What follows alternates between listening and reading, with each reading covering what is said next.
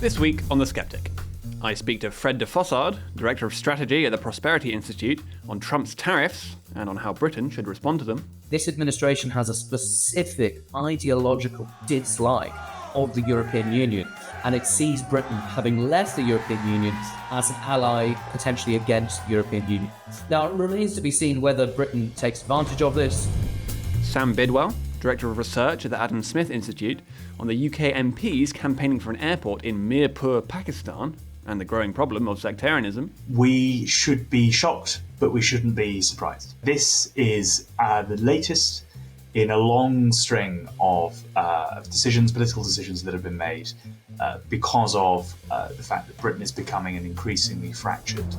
And for our premium subscribers, I speak to Dr. Mario Trabucco della Toretta on the wonders of the British Museum and what the decolonised crowd gets so wrong about the Elgin marbles. It's our story, our cultural story. We shouldn't be giving up pieces of our cultural story just because we don't care about our cultural story, history anymore, and to help out somebody else that doesn't have title to them just to make a botched narrative come true. If you're not already a donor, make a donation of at least £5 a month for The Daily Sceptic, log in with the same email, and you'll find a link to the premium version of the podcast on the homepage, including instructions about how to listen to it on your favourite podcasting app. Donors will also be able to access articles behind our paywall and join our discussion threads on Discord, where you'll have an opportunity to discuss the latest Daily Sceptic content with other donors, members of the editorial team, and some of your favourite contributors. You can access all this bonus content for as little as £5 a month. Just go to dailyskeptic.org/donate. Now, on with the show.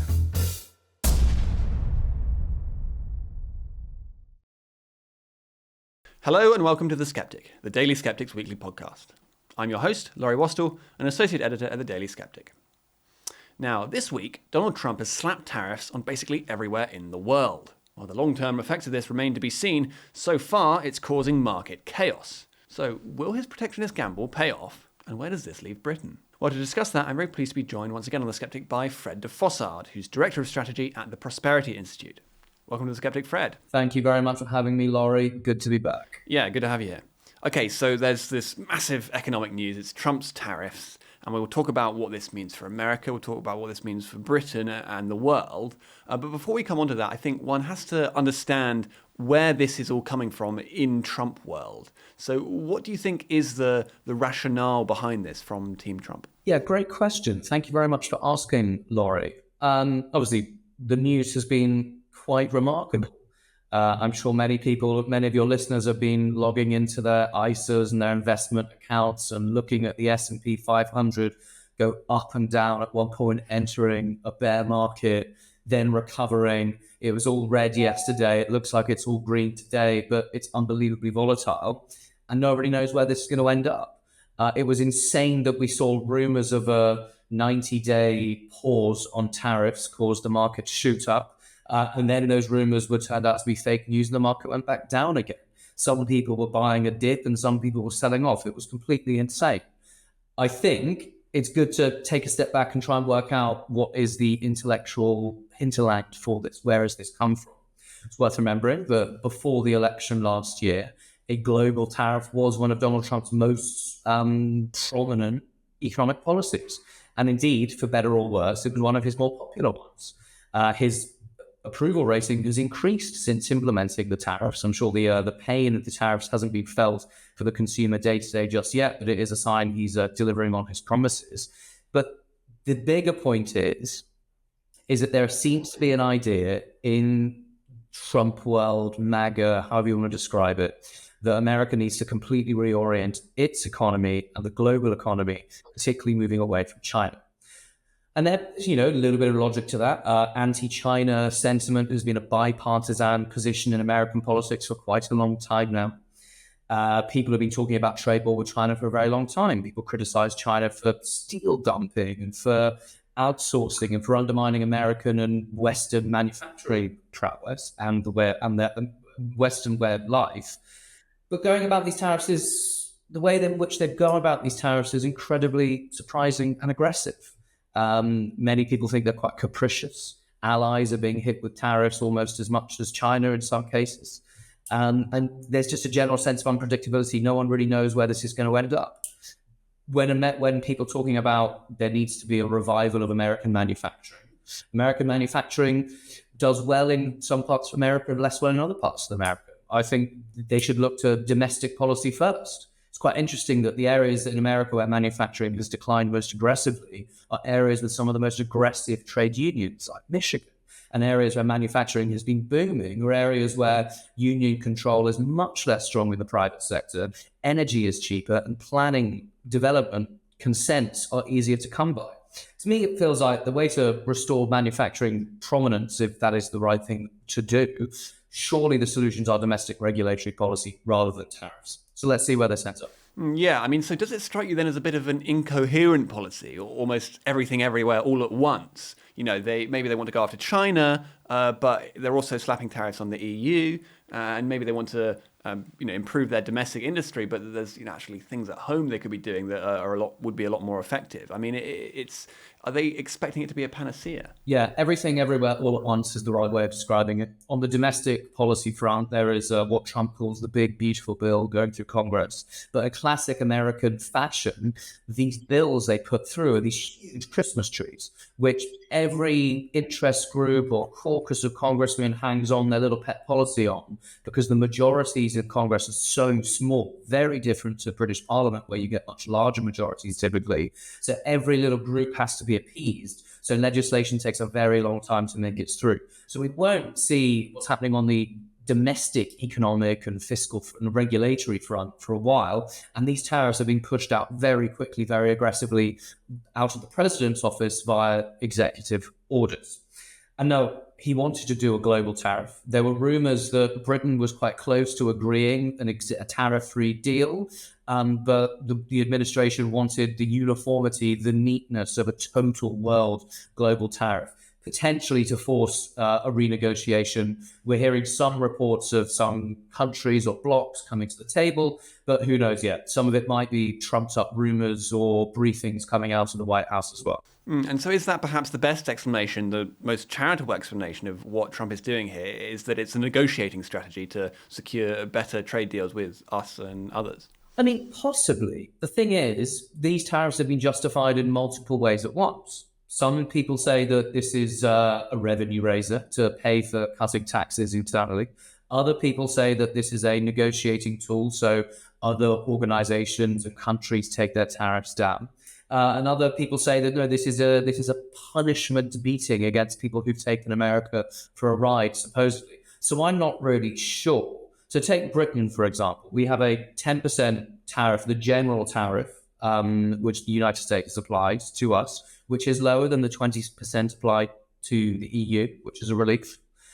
Then there is also the additional tariff on cars, because the 25%, I think, tariff on car imports is applied on top of the 10% to everybody else. Britain, in some years, has a trade surplus with America. In some years, has a trade deficit with America. We have a pretty persistent trade surplus in services, which is great, particularly as services not affected by this. And we are roughly even on trade with goods some year in a surplus.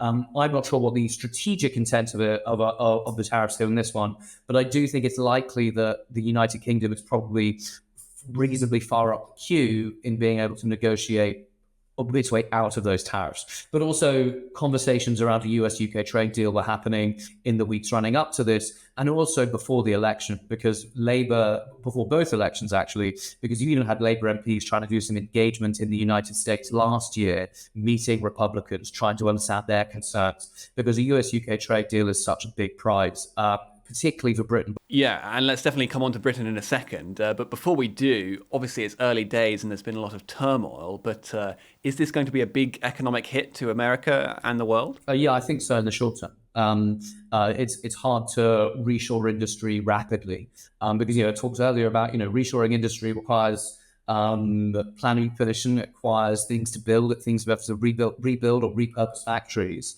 So we're going to see prices rise in the short term. I don't know how long for. At time of recording, the market has gone up a little bit.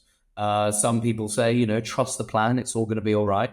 But there might be some kind of U-turn. Who knows? It's very interesting seeing the Republican donor class break out very critically. Blackman, obviously a very, very wealthy man and a big supporter of Trump last year. He was the one calling for a 90-day tariff suspension, aside from China. And there are a few senators breaking cover. But for the time being, I think we're going to have to brace, particularly in America, for price rises. And so there's lots of things to talk about what this means for us. But of course, one initial thing to remark on is that this does seem to have been a benefit of Brexit, right? We are not getting the same tariff as the EU. It's much lower. And I mean, surely that's undeniable even to the Remainers. Some people are trying to deny it, of course. I mean, I think it clearly is a benefit of Brexit for a number of reasons. It's not just us being outside the European Union, which, of course, we are. And Trump and the Trump administration there are many people in this administration are actually quite sympathetic to Britain and were supportive of Brexit back in 2016 and have given this country sort of not quite the benefit of the doubt, but very, very keen to work with the United Kingdom because it has left the European Union. And I think that this administration has a specific ideological dislike of the European Union, and it sees Britain, having left the European Union, as an ally, at minimum de facto, if not de jure, as potentially against the European Union. Now, it remains to be seen whether Britain takes advantage of this. This current government seems to be pulled in two directions at once. So we're hearing about progress towards a trade agreement with the United States, but also in just over a month's time, it looks like Keir Starmer will appear at the UK-EU summit in Tirana, I think, where he will announce the future shape of a so-called reset with the EU. And that looks like he wants to realign with the European Union regulations on product standards, goods standards, food and SBS standards, agree a sort of youth migration deal, and even surrender British fishing waters to the European Union. So, I mean, it's quite an incoherent strategy from us at the moment, but you can imagine the sort of tension in between this government, which is made up of people who are philosophically quite pro-EU, would have voted Remain, would be upset about Brexit, but they know that they made very clear political commitments to the British people last year that we will not rejoin the EU, we will not rejoin the single market, we will not rejoin the customs union, but will seek some kind of nice-sounding reset. Then you have the other side of this government where they're thinking, well, actually, the economic growth in the West is coming from the United States. The United States is more open to innovation, deregulation, advanced technologies like artificial intelligence, which the UK is good at, America is really good at, and we could increase trade opportunities there, particularly compared to the European Union, which has just destroyed its own technology economy out of its own regulatory decisions. So, I mean, it gives you a flavour of the sort of options facing this government. Naturally, I would hope they take advantage of the benefits of Brexit, but they might still find that quite ideologically uncomfortable. And of course, as you've been writing about, a deal with the Trump administration has been on the table before with Trump Mark I, but obviously that didn't go anywhere. Why was that, and what are the lessons we need to learn this time? That's a great point. It's remarkable that a deal wasn't agreed in the first place. I think, sadly, we can put the blame squarely at the feet of the Theresa May Conservative government. The Trump administration offered repeatedly to start trade negotiations. Theresa May and her Brexit negotiator, Ollie Robbins, instead agreed to the European Union's insane demand that no discussions about future British trade policy were allowed to take place until the United Kingdom negotiated its exit from the European Union, which was completely wild. And it meant that Britain lost multiple years of multiple years where we could have started developing a really, really compelling trade agreement with the USA, which meant that the moment Brexit was inked and sealed and took place, we'd be able to activate a new agreement with the largest economy in the planet. That didn't happen. There was also a lot of political distaste around Trump and the Republican Party in 2016, 17, 18, where there's slightly less now. So the Overton window, I think, is more open. But back then, of course, remember, there were, John Bercow, the Speaker of the Commons, said Donald Trump will never be allowed to address Parliament. We had MPs, including our current Foreign Secretary, I think, suggesting he should be banned from coming into the country. And the Conservative Party, which was, divided at best on the issue of Brexit. You have MPs who are frankly reasonably left-wing versus MPs who are much more Atlanticist and right-wing. The party itself was in a bit of an incoherent mess and didn't really know what it was doing. But then, at one point, Trump even said he advised Theresa May to sue the European Union offered a team of trade lawyers to help Britain negotiate its exit from the European Union and negotiate a new deal. After all, Britain didn't have a trade policy for 40 years before Brexit. So it needed to rebuild its trade policy starting from scratch. And the United States were then, again, keen to help. And all of these efforts were rebuffed. Interestingly, though, while most of the blame should be for the Theresa May government, Boris Johnson government definitely shouldn't get off the hook, because there was a very interesting report in Bloomberg a few months ago that said that while negotiations were taking place in 2019, 2020, did happen, it was very good. One of the things that the British government didn't like was the United States wasn't keen to involve environmental standards or progress towards net zero or mitigating climate change in the trade agreement. Now, to me, that's not really what a trade agreement's for. It's about increasing foreign direct investment, a new deregulatory alliance where Britain and America can innovate compared to the sluggish European Union. But Britain put environmental protections at the heart of its trade policy, at least under the last government, and probably still will under this government. And so what does that mean for how Keir Starmer should be approaching a potential trade deal, and what should he be hoping to be in it? So right now, it's hard to say because this government is keeping lots of its cards close to its chest. Some reports have said they want to really focus on digital trade, services. So that's kind of a continuation of the status quo, because under the last government, Rishi Sunak and President Biden signed a thing called the Atlantic Declaration, which was some joint statement about encouraging AI innovation between the United States and the UK. That is good and that's nice, but it's quite safe because, American tech companies invest hugely into Britain. Microsoft, Amazon, and Google, Apple Meta all invest billions and billions of pounds. And part of that is into research and development, into artificial intelligence in the UK. So they kind of want more of that good thing, but that's kind of easy territory, I think the government will think it's got away with a massive win if they can just do sectoral stuff. But in reality, I think the discussion will move on to bigger issues, which might be a bit more sensitive, like pharmaceuticals, SPS standards, food and agriculture. Right. And so that's America and diplomacy and a potential trade deal there. But another thing you've been writing about is the need to, as well as our allies and what's going on abroad, rediscover what you quote Palmerston as calling our eternal interests. And so, what should we be doing to revitalize our economy domestically? Well, just as I said earlier, where I think that, tariffs are a little bit of a dead end for the United States and they would boost their economy by looking at domestic economic reforms, exactly the same issue applies in Britain.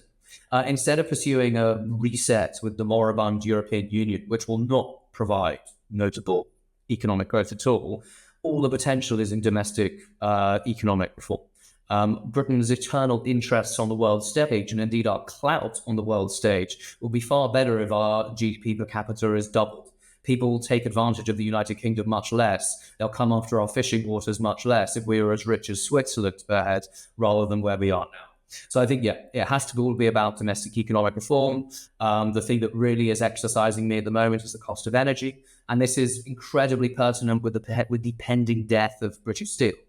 So we should have, a strategy. It has to be an aggressive, vigorous, deregulatory strategy to getting our commercial energy prices on parity with the United States. At the moment, it's about 4 times the price. So that means massive deregulation, particularly around North Sea oil and gas drilling licenses, really go hell for leather extracting oil and gas from the sea line field in the Falklands, which is just on the table waiting for Britain to do, and also have another renewed push on fracking, where it's Lancashire or particularly Lincolnshire, which looks like there could be a huge amount of natural gas under Lincolnshire. And the advantage of Lincolnshire is it's a very, very agricultural county. It's quite flat. It's not geographically challenging. And the local council there, at the moment Conservative run, is very, very pro-it. There's an interesting race between the Tories and Reform in Lincolnshire for the county council elections coming up. Reform are likely to be pro-fracking as well. Very interesting challenge to throw down to the feet of the current government, which is, we need more gas. We need cheaper energy. Let's get extracting. And then, of course, there's the bigger picture about deregulation of our nuclear industry to start making it quicker and cheaper and easier to build nuclear power stations of all sizes. So yes, we want small modular reactors which can power towns, which can power individual factories, and we do need to find ways of making it quicker and cheaper to build the mega ones like Hinkley and Sizewell. And then, of course, there's another energy thing I've been reading about, which is the plutonium rods, which are sitting in a Sellafield in Cumbria, which the Energy Secretary at Miliband wants to permanently bury and never use again for some insane reason. When in reality, those things could be used for other types of nuclear power stations. There's a particular type of reactor that the Canadians use, which use that exact type of nuclear fuel. So I don't see why we're just burying decades worth of nuclear fuel when we could be approaching Canadian energy companies and say, let's try and build one of your reactors here. There are so many options. It's like Britain has £50 notes all over the street and we just refuse to pick them up. And instead, we choose to bury our own money by doing new regulations like the Employment Rights Bill. The Employment Rights Bill is going to destroy the labour market in this country. It's going to stop businesses hiring. It's going to gum up the workplace. It's going to turn it into a litigious nightmare. And it's going to annihilate productivity, annihilate innovation, and another reason just not to do business in Britain. So those are just two things I think are really important right now: labour market reform and energy deregulation. If we got those two right, we'd be laughing. Indeed, because of course there's been this rhetorical focus from the government recently on trying to get us growing. And, Starmer said recently, the world has fundamentally changed, and he pushed back an electric vehicles target from 2030 to 2035, which was interpreted as a sort of push against net zero. But is this really radical enough? I mean, these aren't really the very large changes of the type that you're talking about. No, it's totally piecemeal, and it just continues the piecemeal reforms that Rishi Sunak introduced in 2023 or 2024, which then this government rolled back and are now bringing back again. And so, yeah, it's nice that they've given a small reprieve to small elite specialist British car makers, but Ford are shutting their Dagenham plant. Vauxhall are shutting plants in this country. Our car industry at the big level is about to be destroyed. And it was going to be destroyed from our energy policies and our zero emissions vehicle mandates well before Trump's tariffs kicked in. So they need to go way, way bigger. And there's this big push about deregulation, cutting the cost of compliance by 25%.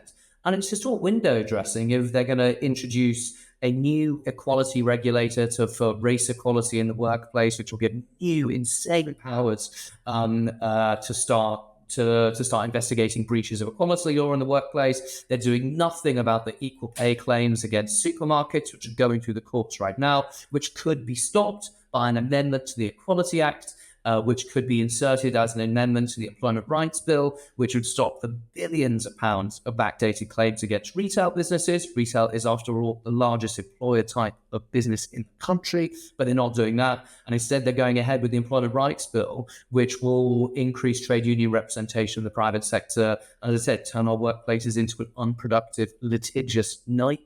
So it's completely incoherent. Yeah, I mean, you mentioned the equal pay legislation there, and I think it's worth going into that, actually. That's obviously had a major effect on the private sector in the form of mostly supermarkets and retail. But the landmark case in that really started it all was this case in the public sector in Birmingham Council.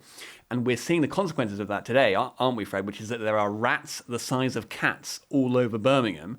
And that's because the bin men are on strike. And they've been on strike for a very long time because they're not being paid enough, and they can't be paid as much as they want to be because of that legislation, essentially. I mean, this is an extraordinary indictment of these laws, isn't it? Totally. I mean, for your listeners that don't know, the bins have been uncollected in Birmingham for 5 weeks because the bin men have been on strike. And they have been on strike because decades worth of case law around equal pay has meant that an equal pay claim was brought by women who worked for Birmingham City Council in largely administration, office, cleaning jobs, saying that they were discriminated against bin men who were awarded bonuses and more generous overtime for their work. And the Supreme Court, after this case made it all the way up there, the Supreme Court sided with the claimants, and now Birmingham City Council was given a back pay equal pay claim bill, which essentially bankrupted the council. And the City Council is in a horrible situation Partly because of a problem of its own making. Public sector pay banding scales mean that people can do totally different jobs, but they're on the same pay band, and therefore, in the eyes of the law, that job is equivalent, despite the fact everybody knows that's a different kind of work.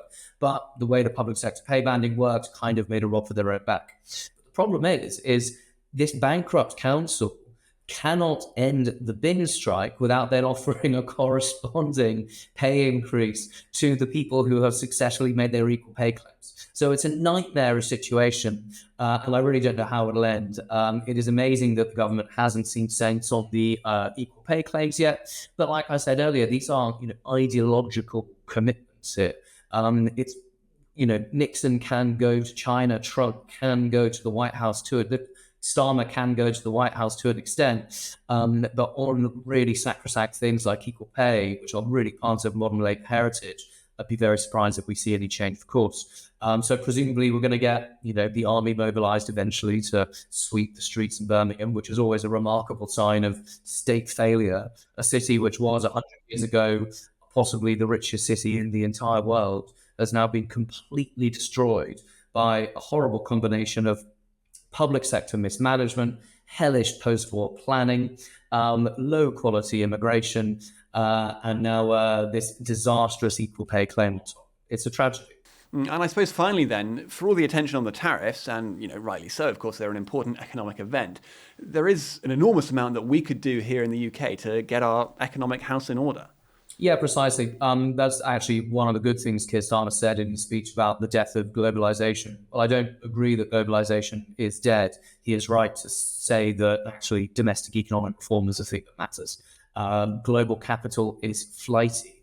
People that have billions to spend on new businesses or invest in new ideas will go where it is most welcome. At the moment, Britain is sending up signs everywhere which says we're closed for business.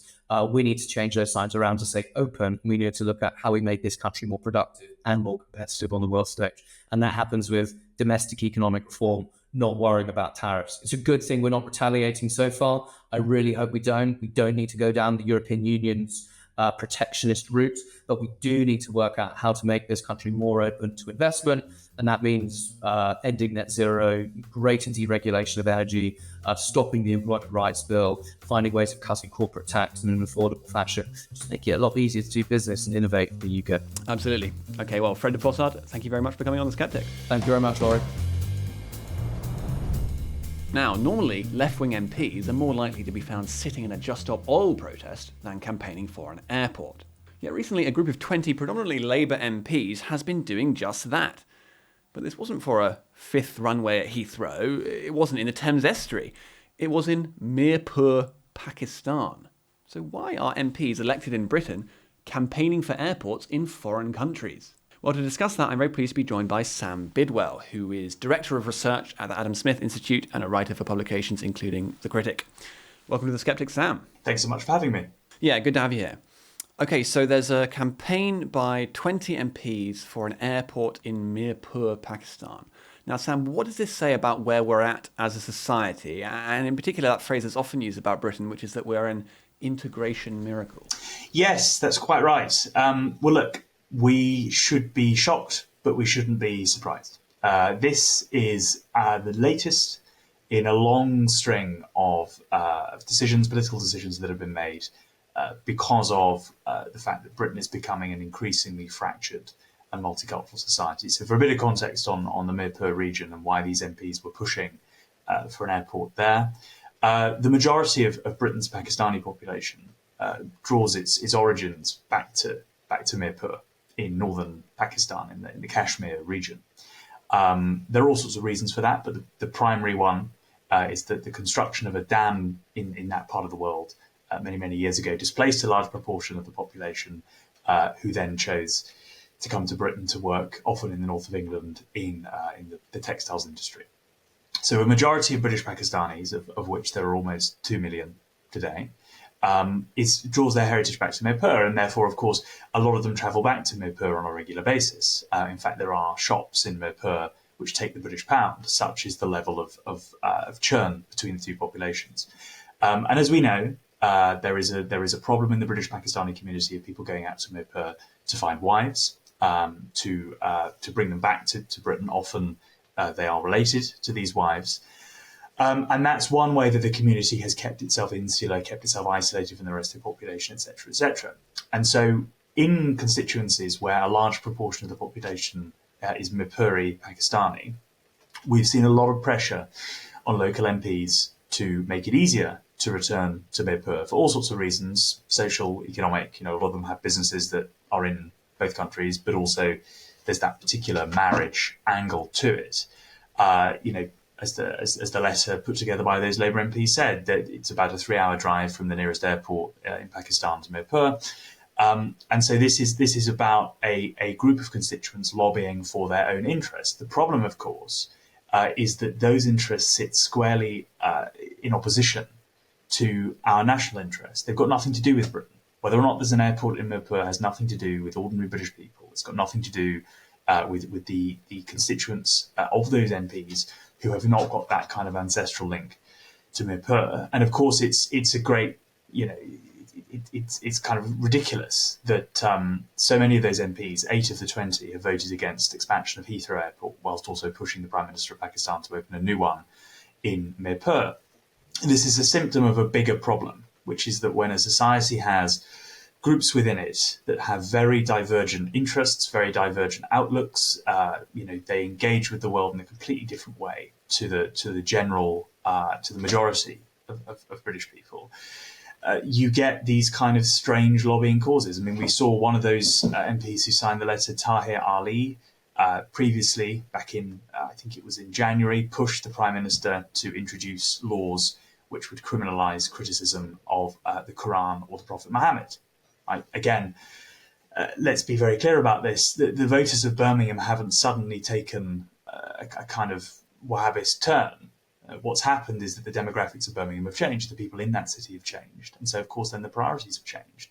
And in some ways, I think I've seen a lot of criticism of this particular Mirpur airport decision. I've seen a lot of criticism of other such decisions or campaigns on behalf of that community.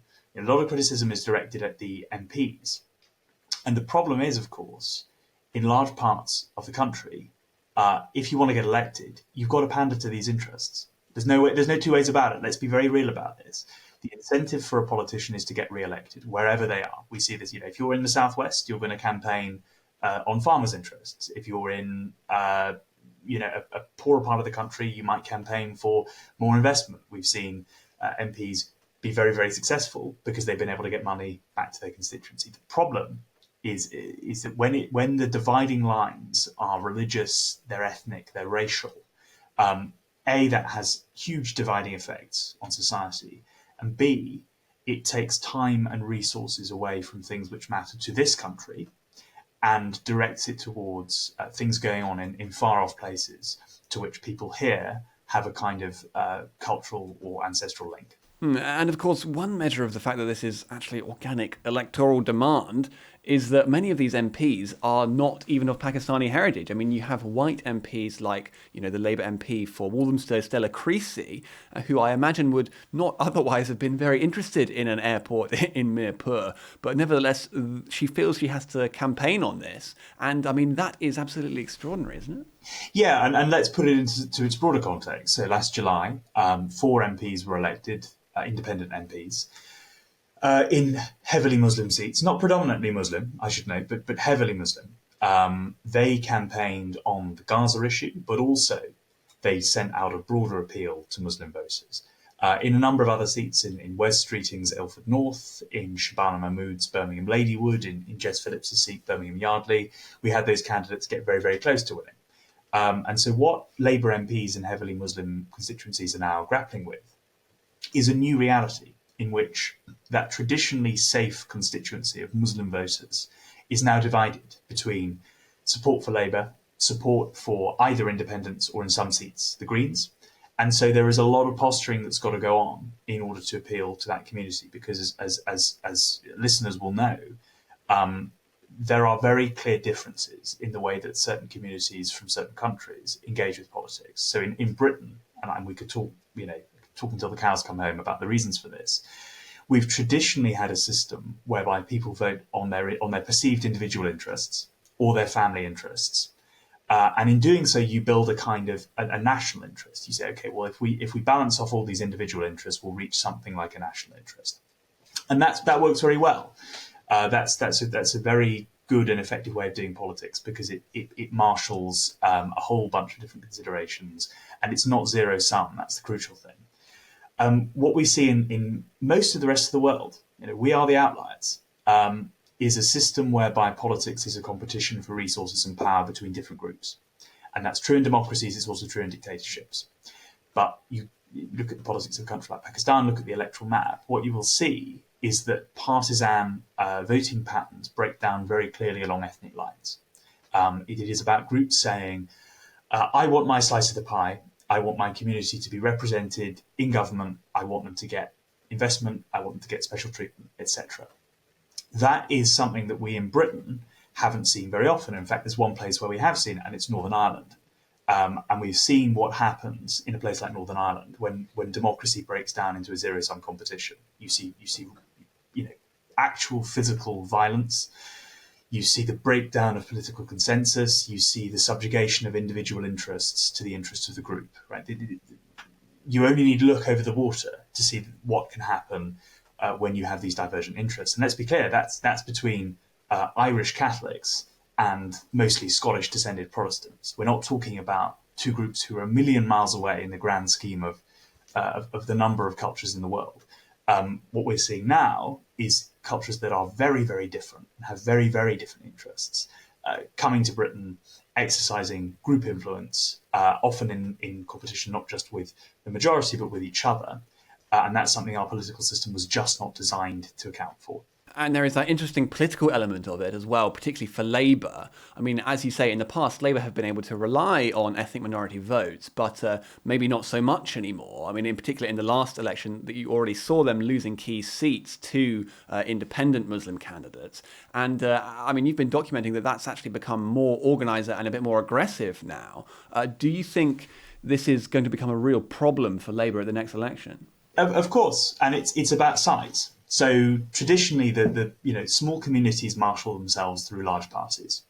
There were a number of seats where the Labour vote was reliant upon Muslim voters. Therefore, those voters said, "Okay, well, you can have all the community's votes in exchange for a level of advocacy at the national level." The other case the other place where we've seen this quite prominently in recent years, and I also think this is something we ought to have an eye on, is the Conservative Party and the Indian vote. We've also seen similar lobbying from certain Conservative MPs in heavily Indian or Hindu areas on behalf of Indian and Hindu interests. But this is how smaller communities behave. What happens, though, is when a community is large enough, it no longer needs to mediate itself through the large party. It no longer needs to make compromises. People used to talk about the inherent contradiction within the Labour Party of having socially progressive students and socially conservative Muslim voters in the same party. Right? There are obvious contradictions in that worldview. The community is now such a size that it doesn't need to deal with those contradictions. It doesn't need to deal with the fact that every Labour leader will go to Pride or whatever else, something that the Muslim community was often very, very uncomfortable with. It is now large enough that it can stand on its own 2 feet. And I don't think that this is something that's going to go away. I don't think it's entirely a Gaza thing. I think Palestine and Gaza were probably the catalysts, but not the cause. We've seen in the last week or so a by-election in Ilford South, in the London borough of Redbridge, where out of nowhere, in a very safe Labour seat, where Labour used to win about 70% of the vote, a Muslim candidate, independent, focused on the interests of the Muslim community, won 45% of the vote there, came out on top. Right? We've got council elections coming up next time. In the majority of those areas, there isn't a heavily Muslim community, so we probably won't see it. But in subsequent years, what we will see is a peeling off of Labour's vote to independent candidates, and where there aren't independents, potentially to the Green Party.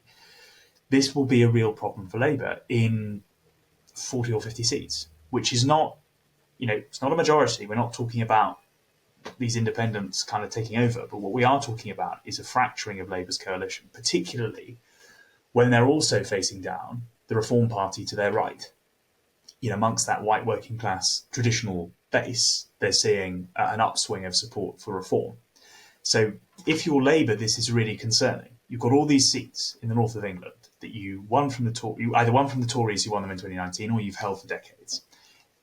On your left flank, you have a Muslim community that is increasingly alienated from the Labour Party. Yes, on Gaza and Palestine, but also on a bunch of other issues as well. To your right, you've got Reform UK, who are saying Labour has let down the working class. They're talking about immigration. They're talking about the loss of national cohesion. You could end up in a very strange situation where large parts of the Labour heartland in the north are split between Reform and this kind of independent sectarian tendency. Right? And that is a really challenging world for the Labour Party. It's also a really challenging world for the country. But thinking particularly about politics, that's something that Labour will have very much at the front of their minds. So let's move on from the electoral politics then, because a lot of the way this happens is through creeping cultural change, which might not be headline news, but which is definitely there. And I know that you've been documenting some of this, Sam. What are some of the recent examples you've noticed that have, really, really drawn your attention? Sure. I mean, one that got a lot of attention was the news that a Five Guys outlet in Birmingham, sort of this burger and fries restaurant, had decided to stop selling pork products and alcohol. And there was a lot of backlash against Five Guys. And I think we need to be really lucid about this issue. Politicians, businesses, civil society organizations will respond to incentives. Right? Like, let's be very clear about that. If you're a business, you operate under the profit motive, you need to make money. And if a large number of people in your area simply have no interest in pork or alcohol and wouldn't eat anywhere that serves pork or alcohol, you will stop serving it. And because, just to illustrate, I mean, this is not just woke virtue signalling, is it? This is responding to demand. Absolutely, right. You go to the Middle East, go to Pakistan, wherever, you don't find much pork or alcohol, right? And where you do, it's because there are a lot of Westerners there doing business. This is a changing population, and it is businesses, politicians, civil society responding to that changing population. Now, I think one of course, that's hugely frustrating for the majority of British people who never asked for this change to happen in the first place. Right? That's why there's such frustration. This is not something that's been enthusiastically welcomed by the public. In fact, it's been rejected. Every election since 1974, the Winning Manifesto has promised lower migration. In very few of those terms have we actually got lower migration, particularly looking at where people have come from. There are polls out there which will tell you where British people are happy with more immigration and where they're happy with less immigration. Let me tell you, they're not asking for more immigration from Pakistan, from Bangladesh, from Nigeria, from India, but that's where we're getting it. So there is this kind of, what we're seeing now is because of decades of failure to respond to the democratic imperative that's been set out by the British people, we are now getting wide-scale demographic change. We know that a lot of these groups have more children than the average, so their communities grow more quickly. And so, of course, businesses, politicians, civil society responds. But this is worrying. Let's not go after the institutions. Let's talk about the change. Let's engage with the fact that this change is happening, and that it isn't a change that people have asked for. That's where we're at. And I suppose another feature of this culturally is that we're liable to concede more to this than we might necessarily need to, we might otherwise. And so, for instance, there's been one example of this recently, of the BBC doing some programming for Eid on BBC One in the morning. And well, this speaks to, it seems to me, a bit of a cultural cringe, but and deference to these, ethno-religious blocks and their desire for recognition there. I mean, what is going on here? Yeah, I mean, let's talk for a second about clans and individualism, because I think that's really at the heart of what's happening here. So historians, anthropologists, people like Anna McFarlane, talk about the fact that in Britain and in Northwest Europe in general, what we've had is traditionally quite a loose family structure, right? We operate really in the world as individuals. That has all sorts of implications. It means we're more mobile within a country. We're more economically mobile. We tend to move away from our families at a greater rate than those who live in clan-based cultures. We've come up with all sorts of social mechanisms that allow us to deal with living amongst and trusting strangers. So meritocracy is one, right? Like if you can't trust people inherently, you have to judge them on ability. Right? In clan-based cultures, you just hire your cousin. You don't do that in a meritocracy. Another of them is tolerance and pluralism, right? why does liberalism originate in Northwestern Europe as a worldview? Well, because we're living amongst strangers. And so if you don't know your neighbour, it makes much more sense, actually, to just live and let live. That's actually a really, really good way of running a country. The problem is that our indigenous system of liberalism relied upon very little migration from clan-based cultures. And what we've seen is mass migration from clan-based cultures. And so in a clan-based world, you exercise an outsized influence because you move as a pack, as it were. You organise along communal lines. And so you can say, right, you can put pressure on the BBC and say, well, look, we demand an Eid programming. We demand an iftar in Parliament, whatever else. Whereas the kind of individuated Northwest European norm is that actually you don't care that much about whether or not the state is celebrating Easter. Right? That's not that important to you because you're doing it in your own life, and what matters is your ability to express your either your faith or your culture in your own life. The probable acceptance, interestingly, is Remembrance Day, where actually I think if any public institution didn't talk about remembrance, it would be closed down due to rioting. But as a rule, the majority of people in Britain are not very good at lobbying for what you might describe as like cross-cultural interests. Minority groups are very, very good at it because they organise themselves along communal lines, they draw together, and of course that doesn't create happy societies, but it does create effective lobbying. And so if you're the BBC, you wouldn't dream about not putting this on, right? 6% of people in Britain are now Muslim, and they will, if you don't, they will be very, very effective at putting pressure on. We saw this with Keir Starmer. No Mother's Day tweet, but a tweet for Eid. Right? It's because the vast majority of British people on Mother's Day aren't thinking, are political organs representing me? They're thinking, oh dear, I've forgotten to get a card for my mother.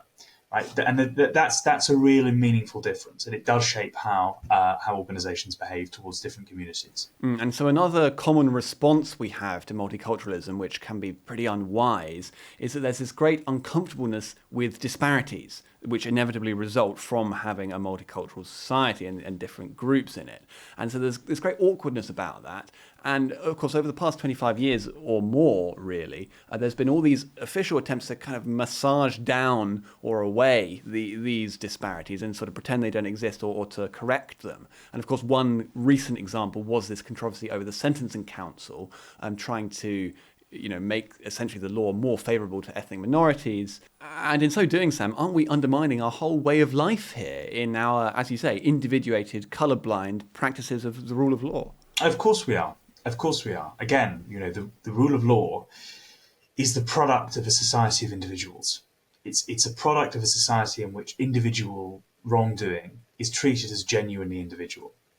What we have and have effectively had now for decades, fantastic work from people like Robert Jenrick on making sure that these two-tier guidelines did not come in. But nevertheless, this has in fact been the de facto policy of the British state for a very, very long time. I mean, I can give you a case. There are examples in grooming cases where abusers who abused Asian children received stricter sentences than those who abused white children because of the social implications for an Asian abused child around things like marriage, right? If you're not a virgin, you're less likely to be regarded as an attractive candidate for marriage if you're Asian, whereas not so if you're white. That created, in that case, there was differential sentencing. This is the way that the British state is trying to marshal a society that increasingly is characterised by different groups with divergent interests. What you say is we're no longer interested in the principle of equality before the law, of a consistent and individual legal system. We're interested in keeping the peace. And there is a real difference between justice and keeping the peace.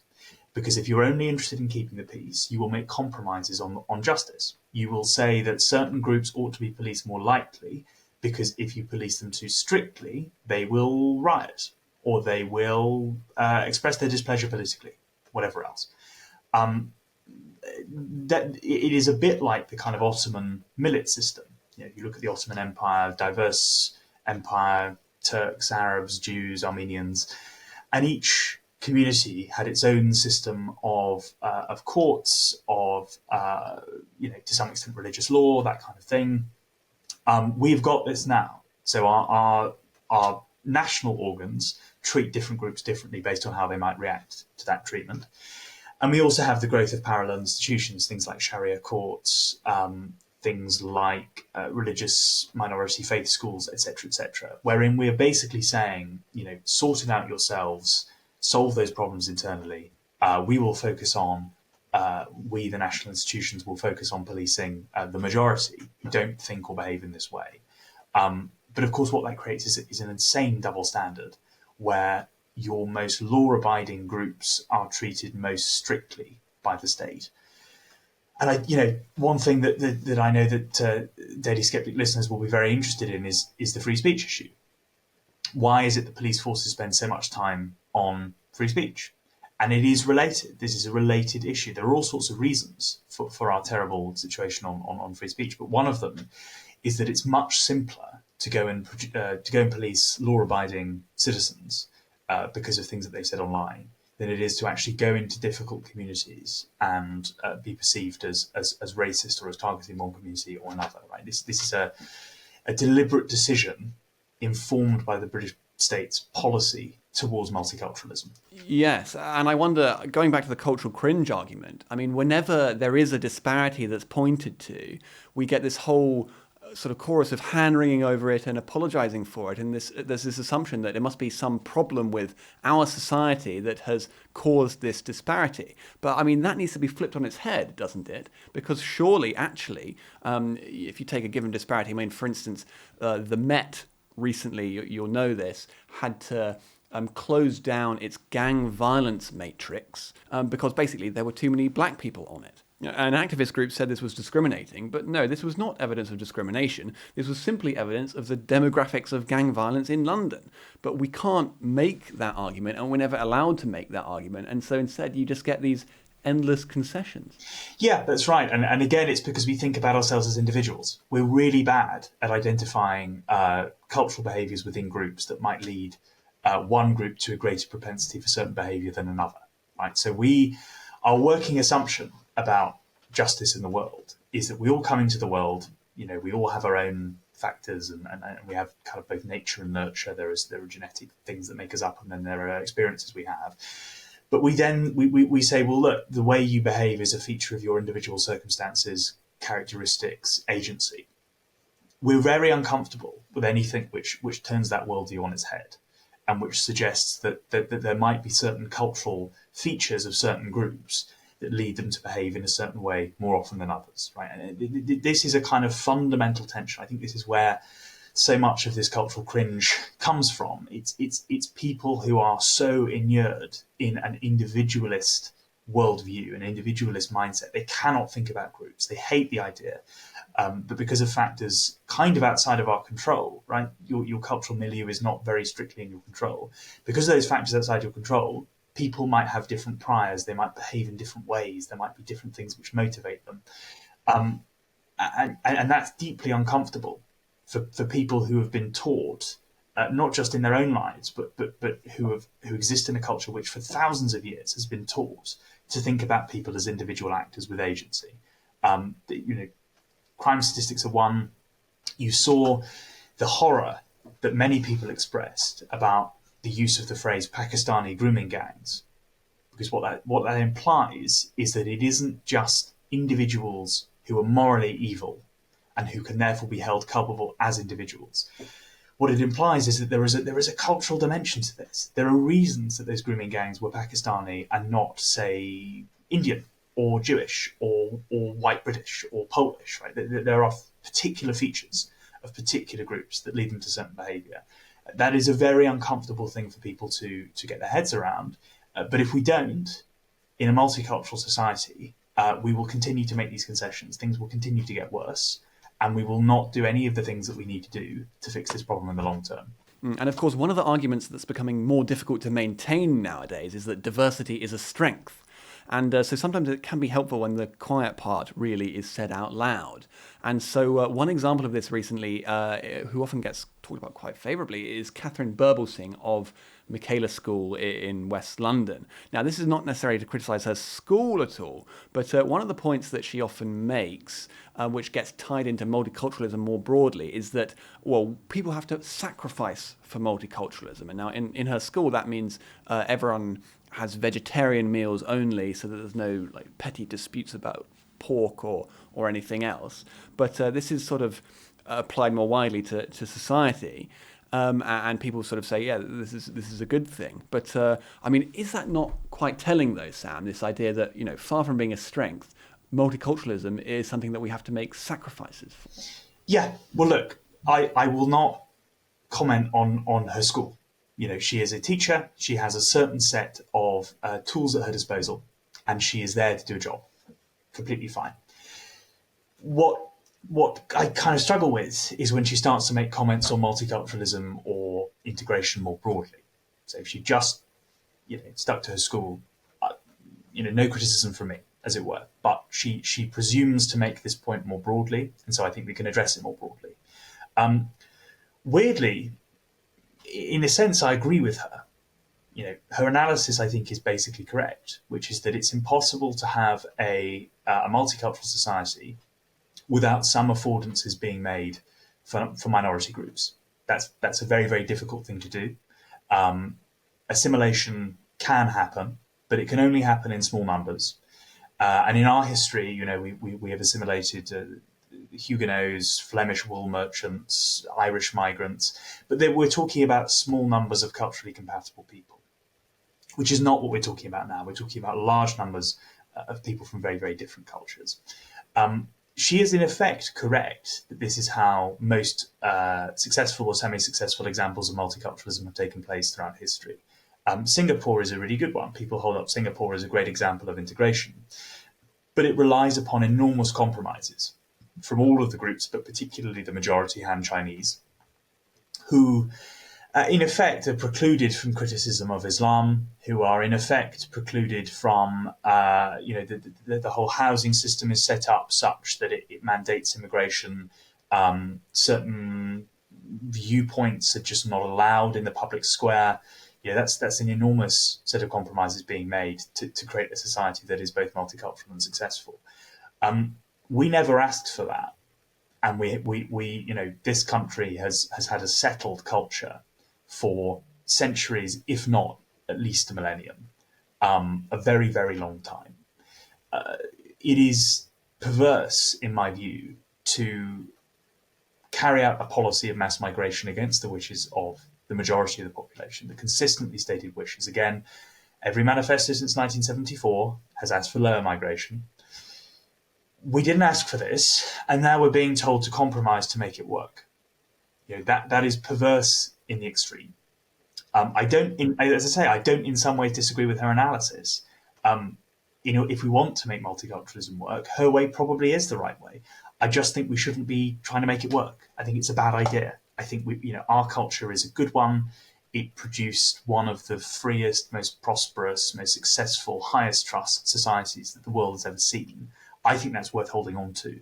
And I think we should be, anyone who says that we need to do X in order to make multiculturalism work, they might be right. But what we should be saying is, should we be trying to make this idea work in the first place? And so in terms of the backlash against that, then, I wonder if this particular issue of two-tier justice that has really been in the news, in particular since the Gaza marches from 2023 and then since Southport of last year, and also as we've discussed, of course, I wonder whether that's going to become a particularly motivating issue really for the white majority. I mean, let's be frank, as a way of saying, well, no, we're not going to put up with multiculturalism more broadly and its consequences. I mean, it's going to be a continually effective rallying cry, don't you think? I agree, and let's put it into its context. So, as you rightly say, we saw last year, continuing now every Saturday, marches on the Gaza issue, which were lightly policed, whilst other protests were fairly strictly policed. So that's one example. We've seen certain types of crime receive very light sentences. I'm thinking about the grooming cases in particular, while speech offences receive similar, often sentences of a similar magnitude. Often those perpetrators of the grooming gangs receive 2 or 3 years in prison. Often people receive 2 or 3 years for speech offences, right? This is a similar level. We've seen that with some of the people who made comments around Southport, receive, say, 1.5-year sentence for posting it on Facebook, etc. Right? Is that really equivalent as a type of crime? Certainly not. We have seen the grooming gang scandal itself come back into the forefront, and it is very clear that those crimes were not prosecuted as strictly as they could be because of the racial, cultural, religious element. And now you have a government which is, has actually gone back on what the Sentencing Council was trying to do in the first place. But you have a British state which is saying we're going to codify all of these terrible things that we previously insisted weren't happening. Right? We previously said there was no such thing as two-tier justice. In fact, memorandums from the Home Office around the time of the Southport riots said that two-tier justice is a far-right conspiracy theory. They say this is not happening. It's not true. And then they're saying it's a good thing, we must have it. Right? Within a short period of time, they pivot from this is not happening to this is happening and we need to have it. I think that exposes the central contradictions of the British state in a way that will continue to be an effective rallying cry for people who are really unhappy with not just the state of our justice system and the state of our immigration system, but with the shape of the state as a whole. Right? A state which has priorities which are just extremely divergent from those of the vast majority of people in the country. I think the two-tier justice issue is a really powerful one. And what I sincerely hope, is that attention on this doesn't go away, because there is so often a tendency, you get a win in politics and you say, well, we've won, we don't need to keep focusing on this. I guarantee if you go away, look at the case details, look at the sentencing remarks from courts across the land, you will find practical examples of two-tier justice, even though it isn't, as it were, the kind of enforced sentencing guideline from the Sentencing Council. There will be cases of this. And I urge readers to go away, read the sentencing transcripts and find examples for themselves, because we do need to shed light on this. Indeed. Well, that's a lot of my work here at the Daily Sceptic. Okay, well, I think that's all we've got time for. Sam Bidwell, thank you very much for coming on The Sceptic. Thank you. Now, the British Museum is not only a beautiful building, it's not only got wonderful exhibits, it's the largest collection of historical artefacts in the world. So why are people always trying to decolonise it and send its treasures abroad? Are we losing our marbles? Well, to discuss that, I'm very pleased to be joined by Dr. Mario Trabucco della Toretta, who's an archaeologist and a historian and a writer of publications including The Critic. Welcome to The Sceptic, Mario. Hello, welcome to everybody, and thank you for having me. Yeah, good to have you here. Okay, so the British Museum is often at the centre of these quite toxic culture wars and pushes to decolonise our history and everything else. And, well, before we get into that, you're an archaeologist and a historian, and could you just explain to us, well, why is the British Museum so unique? And, tell us a bit about its history and how it came to be. Absolutely. So first of all, I would say let's start with the big numbers. The British Museum is the first public national museum in the world. So it's, in a way, the prototype and the archetype for our particular perception of what one of these big national museums looks like. It was founded in 1753 with a big legacy by a man called Sir Hans Sloane. He had a big collection of 71,000 specimens of botanical specimens. That's the end of the free part of the podcast. If you'd like to listen to the bonus interview, you'll need to become a regular donor to the Daily Sceptic. For as little as £5 a month, not only will you be able to watch or listen to the whole podcast, you'll also be able to access articles behind our paywall and join our discussion forum on Discord, where you'll have an opportunity to discuss the latest content on the Daily Sceptic with other donors, members of the editorial team, and some of your favourite contributors. Once you've become a donor, log in to the Daily Sceptic using the same email, and you'll find a link to the premium version of the podcast on the homepage, including instructions about how to listen to it on your favourite podcasting app. Remember, you can access all this bonus content for as little as £5 a month. Just go to dailysceptic.org/donate.